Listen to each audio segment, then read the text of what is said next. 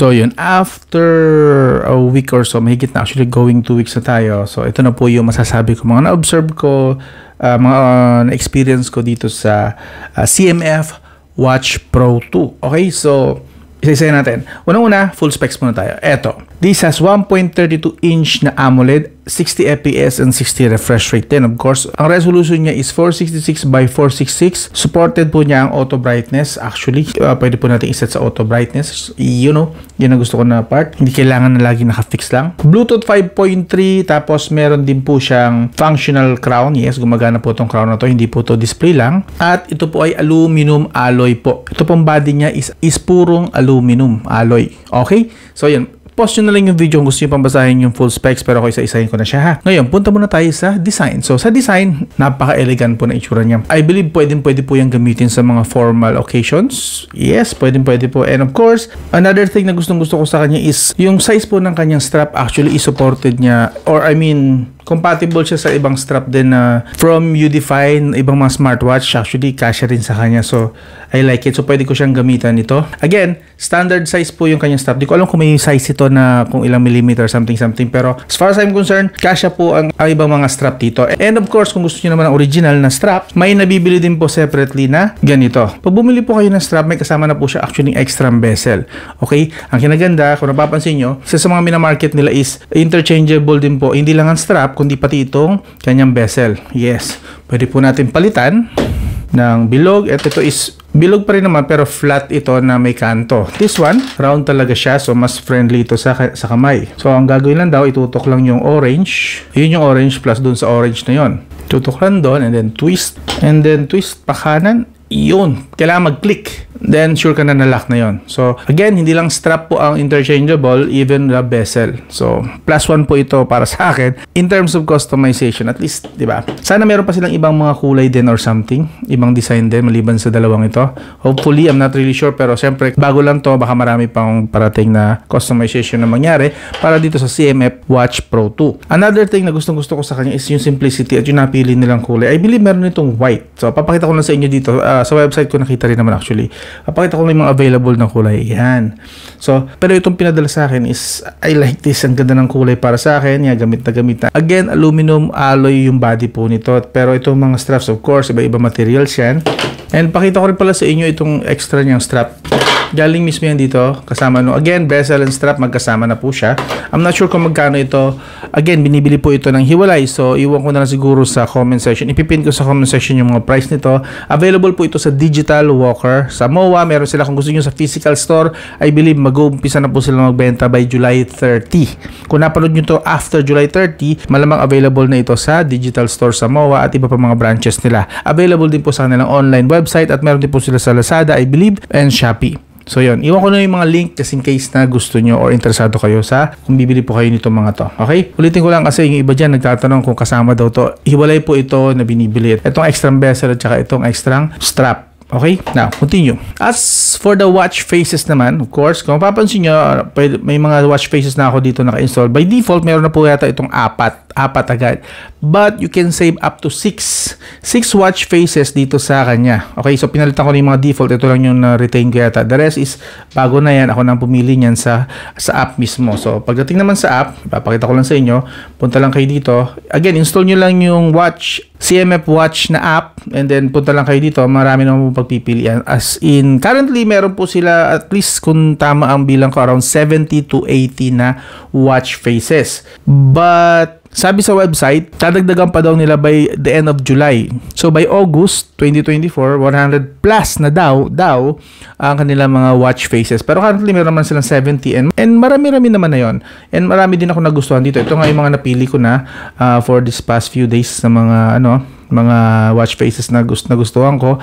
And you can actually add and delete dito sa app, plus you can delete naman dito sa mismong smartwatch. Like kunwari, ayaw mo na nito, swipe ka lang pataas, andun yung remove. Okay? Ngayon, meron dito mga watch faces na pwede nyo pong palitan ng kulay. Like pag kami nakita kayong ganyan na setting icon or gear icon, pwede nyo pong palitan ng kulay niyan. So, pwede kayong galawin nyo lang tong crown sa gilid. Yes, you can change the color. Hindi po lahat ng watch faces pwedeng baguhin na, but at least yung mga napili ko, I believe, pwedeng palitan ng kulay. So, balik tayo sa, strip ko na yung kanina. Actually, gusto ko yung dilaw pala. So, okay mo lang. And then, piliin mo na. Yan na yun. Okay? So, since this is a review, may konting real talk kayo maririnig dito ha. Huwag nyo sana akong mamasamain. Pero kailangan ko lang maging honest dito. So, kung napapansin ko, may mga watch faces na mayroong temperature na indicator. Pero napansin ko, hindi po accurate yung temperature na yan. So, kanina, nasa labas ako, tanghaling tapat, 30 degrees Celsius lang ang nadidetect niya. Pero actually, siyempre tanghaling tapat yun, around 36-37 degrees Celsius yun. So, I'm not sure kung ano yung sinasabi niyang 30 degrees Celsius. Lalong hindi naman 30 degrees Celsius yung balat ko. Kasi, I believe at that time, nasa 34 ako. 34 to 36 degrees Celsius kasi nga mainit ang haling tapat. So, the temperature, yung temperature na yan, I believe hindi po yan accurate. But, sa beats per minute, okay po. At least, di-detect naman niya yung mostly average. I'm sure hindi to 100% accurate pagdating sa beats per minute like the iba pang mga ginagamit ko, kasi may mga times na alam ko na mabilis ang tibok ng puso ko, like medyo naglalakad ako, tumatakbo, but ang bagal po ng kanyang progression. So I believe yung accuracy ng heart rate nito nasa around 80 to 90% lang. Malabo sa 100%. Okay? Natutuwa naman ako. May natanggap din naman akong dalawang update yata rito. Another issue na napansin ko lang sa kanya, of course, kailangan ko banggitin ulit, is nung una, kapag first time nyo po siyang ginagamit at syempre kinonect nyo na siya sa app, sa smartphone nyo, sa kanyang CMF Watch app, hindi po siya tumatanggap ng update. Nag-e-error. Makikita nyo yung una, nag-e-error. So medyo sumakit ang ulo ko dyan. Pinadala niya ako ng defective or talagang defective ang mga smartwatch nila. I checked the Reddit. Ganun din. Ang dami nilang reklamo na hindi daw nila mapalitan yung watch faces at hindi sila makapag-update. So hindi nag-connect na maayos yung app at saka yung smartwatch. So what I did, na-reset ko to, tapos nire-install ko rin yung app, hindi rin siya na-fix. Ang naka-fix po sa kanya, yes, may fix po, don't worry, may fix. Ang naka-fix po sa kanya is, i-unbind nyo pala siya ulit. So, i-disconnect nyo siya sa mismong app niya. And then, i-reconnect mo lang ulit. Pag nangyari yun, pwede nyo na po siyang i-update. Yan, makikita nyo dyan sa screen, in-update ko na siya. Finally, nakapag-update na and nakakapagpalit-palit na ako ng watch faces ng ganong kadali. Okay? So, may bug po siya sa unang bind nyo, sa unang connect ng smartwatch at saka ng app. Hindi po siya nag-work. Kailangan i-unbind nyo and then reconnect ulit para mag-work siya. Okay? I hope nakatulong just in case. Baka magpanik kayo o bumili kayo, hindi nag-work. Ganun lang po gagawin. Disconnect and then reconnect lang ulit.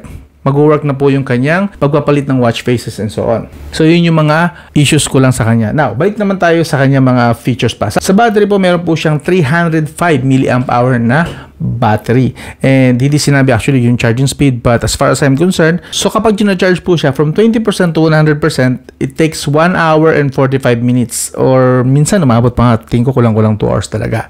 So, may kabagalan po yung charging niya.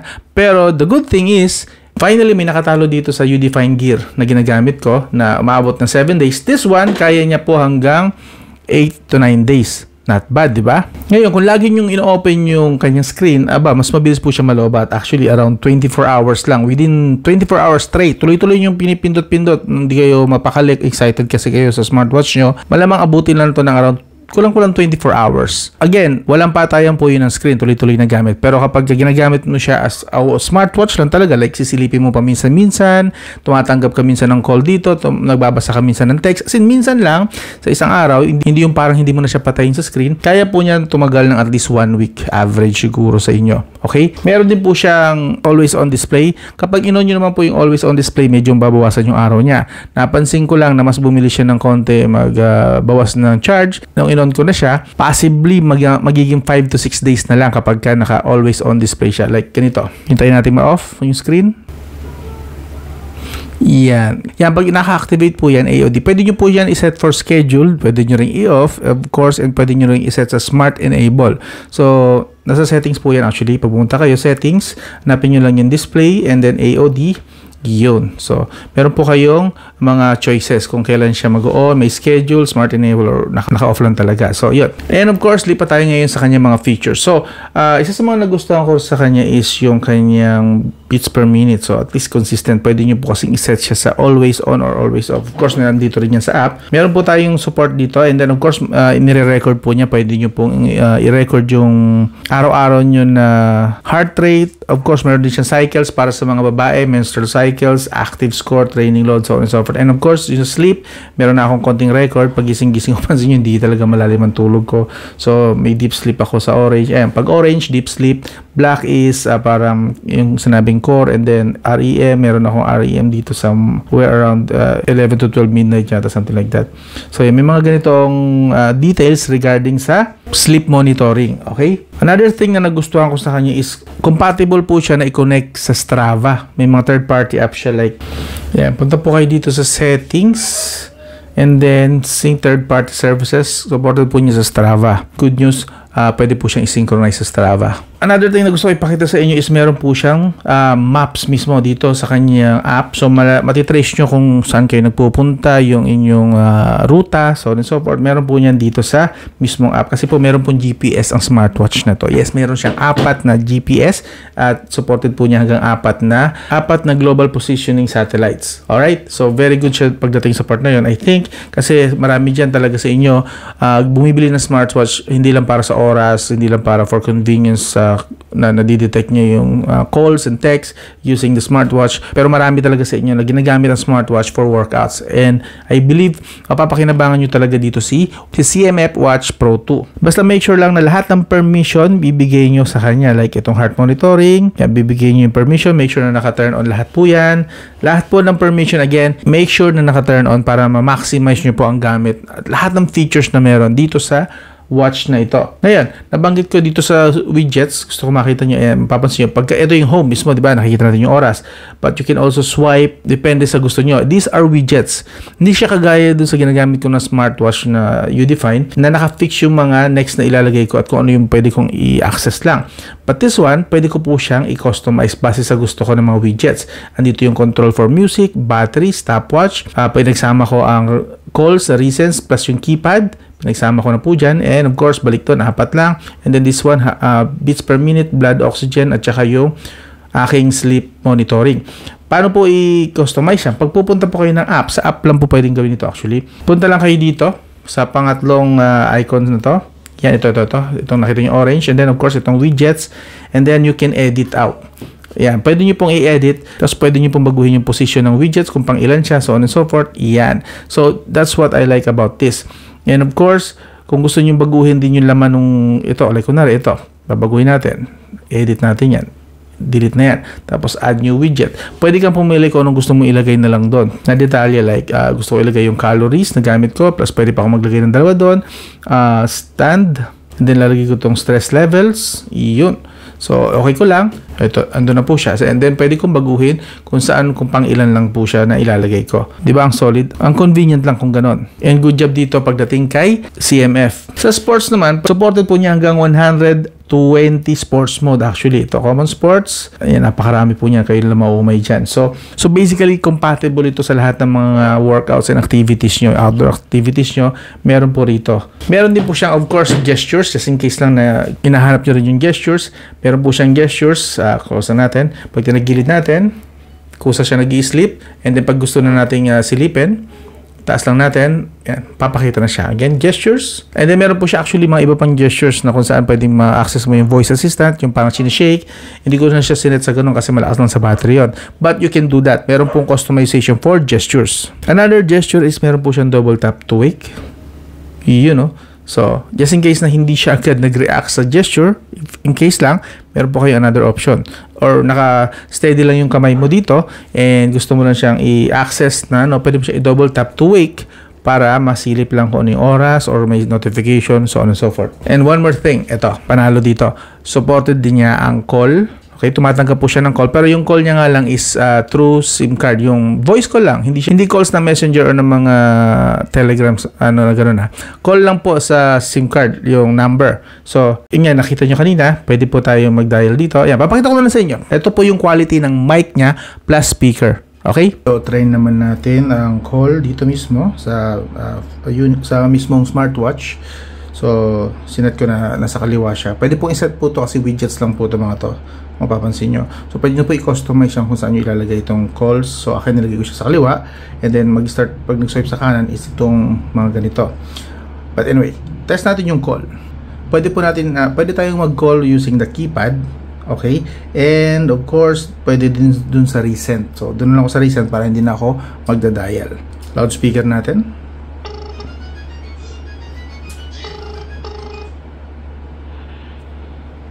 Hello?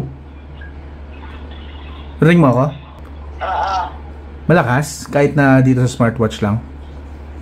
Malakas. Oh, nice. Okay, good. Try mo naman na ako tawagan, ha? Okay, wait natin.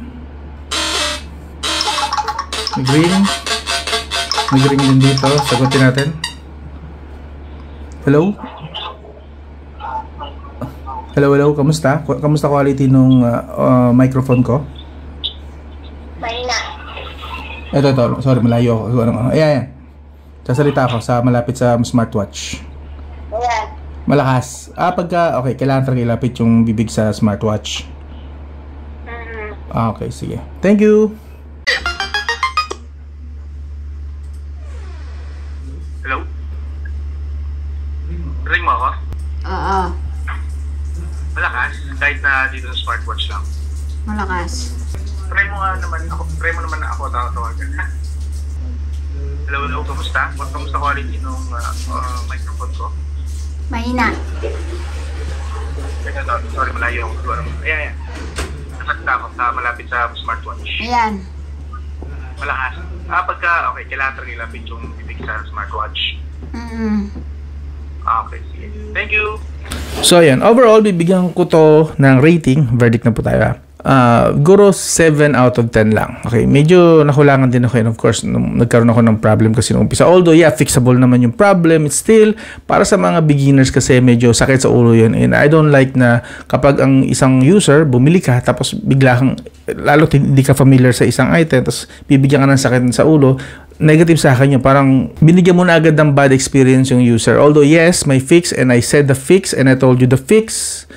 Pero still, sa mga kagaya ko na willing mag-explore, okay lang yon. But for other people na masyadong simplified lang, hindi techy, that's a bad experience on the spot pagkabili ng smartwatch. Okay? So, yun, mamayinusan ko siya dun sa part na yun.